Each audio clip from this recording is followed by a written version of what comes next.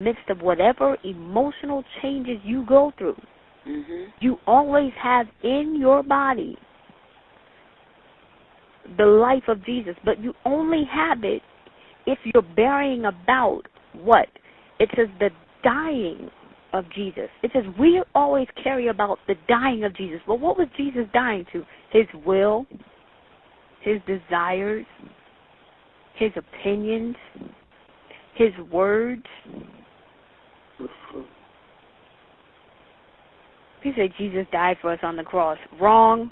Jesus died long before then. Jesus gave his body on the cross. He died when the Pharisees were playing games and he didn't tell them where to go. He died when he said, I only speak what my Father says to speak. He died when he was tired of walking from town to town, but people still wanted to be ministered to. He died when he went to towns and he healed all that were sick.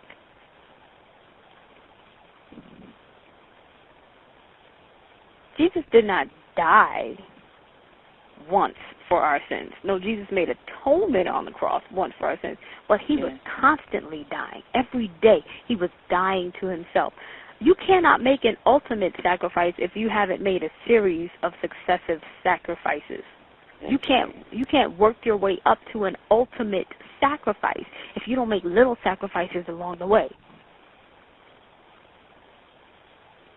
And we think that when we're in love, we get married, that we're going to have a capacity to make this ultimate sacrifice. I love him so much, man. I'm telling you, man, I'll do anything for her. You won't give up poker night. You won't stop going to the strip club. You won't cook. You won't vacuum the floor. You won't clean the bathroom.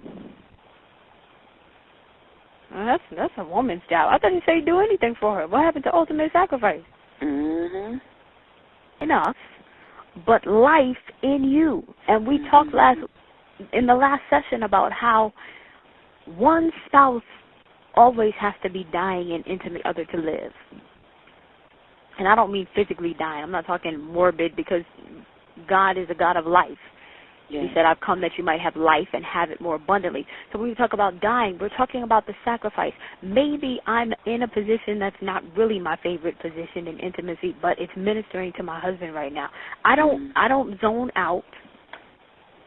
I don't get lazy. I don't get resentful. Oh, God. I'll be really glad when he changes positions. No. I die.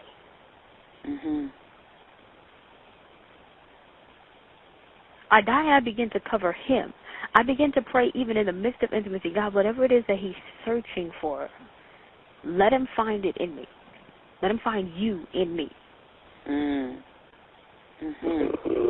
Whatever it is that's driving him, because I don't know, God. He's not talking to me, and that's okay. Now's not really a time to talk.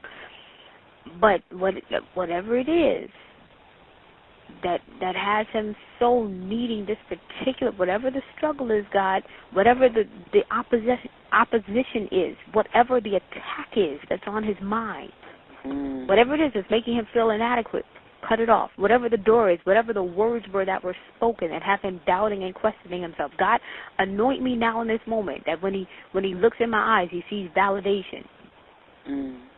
These are the kind of things that God expects out of These are the kind of things that God expects out of sex. And people say, well, how much do you want to be happening in sex? Because it's just sex. No, it's not just anything.